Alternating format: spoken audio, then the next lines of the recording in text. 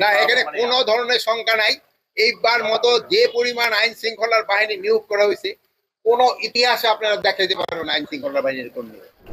ফরিদপুর, মাদারীপুর, শরীয়তপুর, গোপালগঞ্জ এবং রাজবাড়ী জেলার আমাদের বিভিন্ন আইন শৃঙ্খলা ব্যাপারে একটু মত বিনিময় সভা ছিল। এই সভায় আমরা এখানে আলোচনা করলাম। এখানকার আমি দেখলাম প্রস্তুতি খুবই ভালো এবং প্রায় প্রতিটা কেন্দ্রেই আপনার সিসিটিভি লেগে গেছে এবং আনসার যাওয়ার সাথে সাথে অ্যাপটেক সুরক্ষা অ্যাপ যেটা হচ্ছে ওইটারও ব্যবস্থা হয়ে যাবে। এখানে ড্রোনেরও ব্যবস্থা করা হয়েছে। মানে মোটামুটি আমি দেখলাম যে এখানকার প্রস্তুতি খুবই ভালো এবং যেই সব কেন্দ্রে আপনার বাউন্ডারি ওয়াল নাই, ওখানে বাঁশ দিয়ে একটা বাউন্ডারি ওয়ালেরও ব্যবস্থা করে দেওয়া হচ্ছে।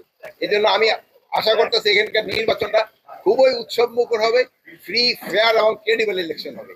আর এটা সম্ভব হবে শুধু আমাদের প্রশাসন না, আপনাদের সবার সহযোগিতা। আপনারা সবসময় সহযোগিতা করে আসছেন, এবার আরো বেশি সহযোগিতা করবেন এবং নির্বাচনটা যেন সুষ্ঠুভাবে হয়ে যায়, উৎসব মুখর হয়ে যায়। না, এখানে কোনো ধরনের শঙ্কা নাই। এইবার মতো যে পরিমাণ আইন শৃঙ্খলার বাহিনী নিয়োগ করা হয়েছে, কোন ইতিহাসে আপনারা দেখাইতে পারবেন আইন শৃঙ্খলা বাহিনীর কর্মী।